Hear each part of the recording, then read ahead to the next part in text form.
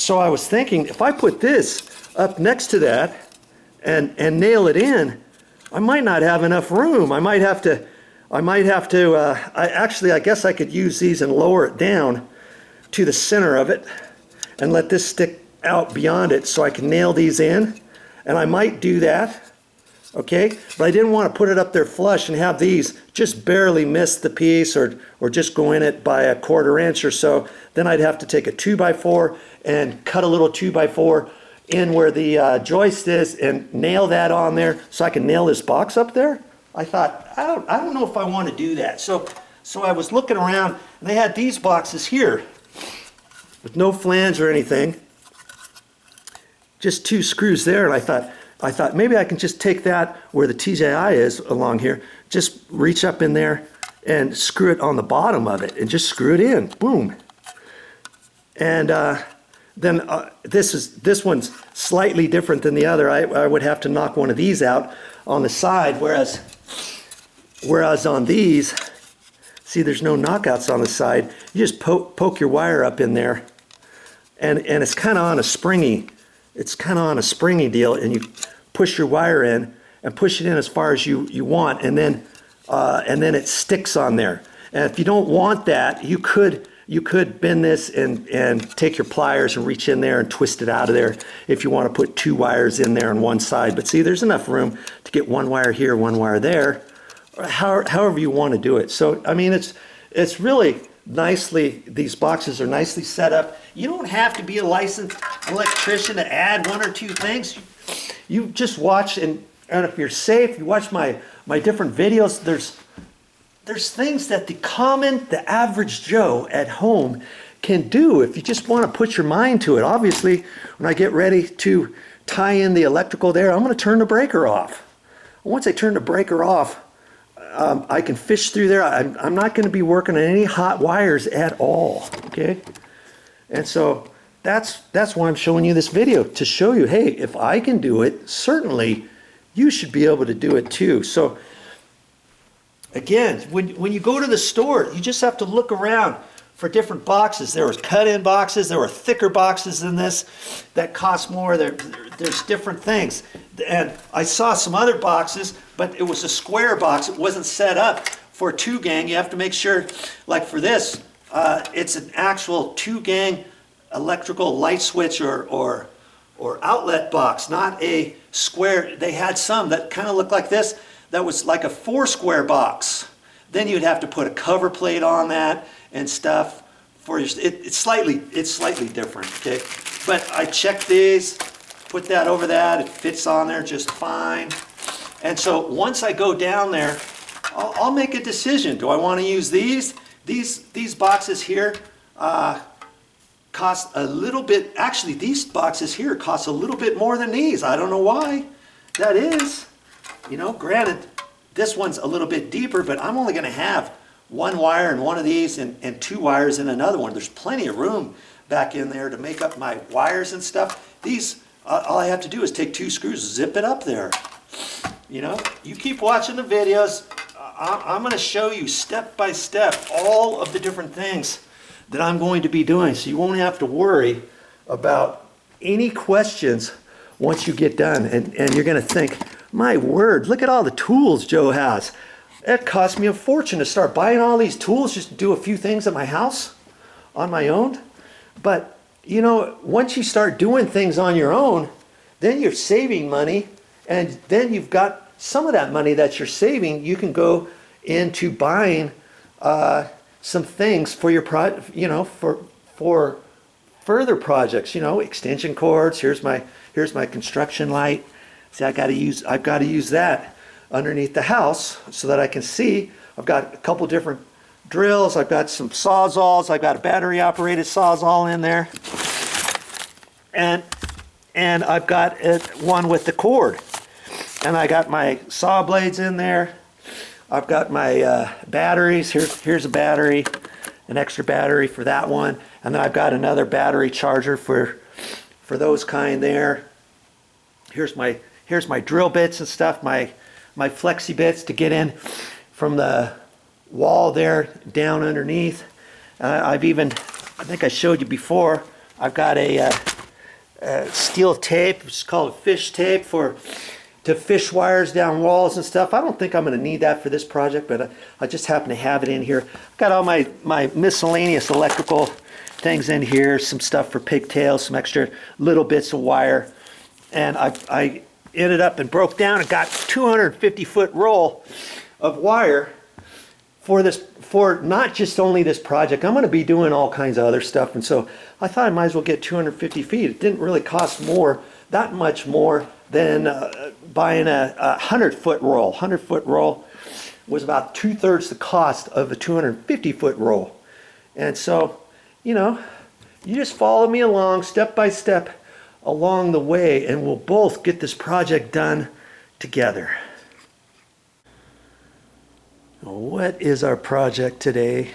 It's a continuation of some other videos I made on getting ready to install an electrical outlet underneath this sectional.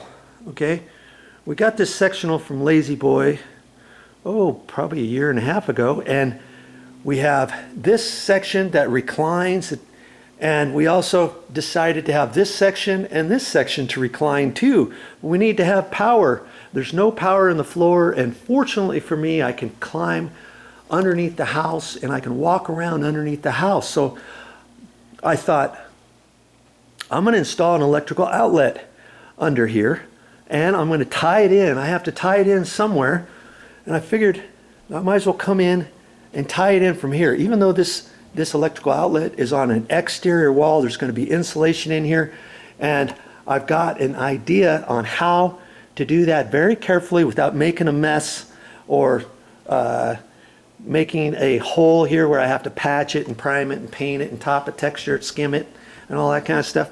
I just take that out of the wall, and that's where I'm going to come in, and I'm going to power up this whole area. And you know, I started thinking about it, and I forgot that these little units here, there's power in these. Look at this. I almost forgot about it. You lift that up, there's 2 electrical outlets here. I don't know why anybody would want to plug something in here, but then there's an area here where you can plug your phone, and you can plug your phone in right there. That's kind of slick.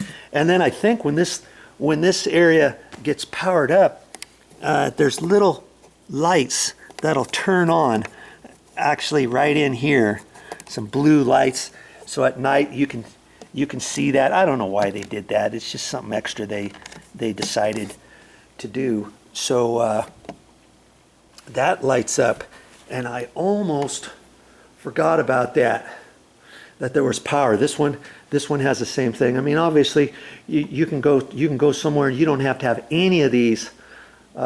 You don't have to have any power in these. That was something extra. You don't have to have, see, because this is all sectional, you can decide which one you want power to or not. We opted not to have power on that one. I don't think we have anything on that one. I think it's just these 2, that one, and then those 2 consoles. So I've got to look for 5 things under here. So I'm in the process of doing that right now.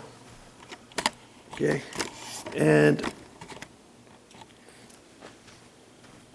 this is coming from there, and so see, they have a nice long cord, and this one happens to be right here. I'll have to rearrange that wire, and so I thought both of those would be hooked up into that extension cord. And in fact, let me look. I don't think this one's electrified. I'm pretty sure it's not. Okay, it's not. I didn't think it was.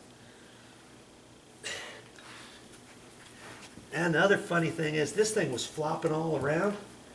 And there's some extra Velcro there to fit under so I can pull it and re-Velcro it. And I can do that underneath all those. I wasn't the one to put this together. Lazy Boy brought their guys out here and did that. And so, see, then I've got a power strip here. This one has unit. This one does. And I can rearrange these wires under here. I don't think there's anything for the lounger. And see, sure enough, there is a cord under there. And so, see, all three of those things will be plugged into this power strip.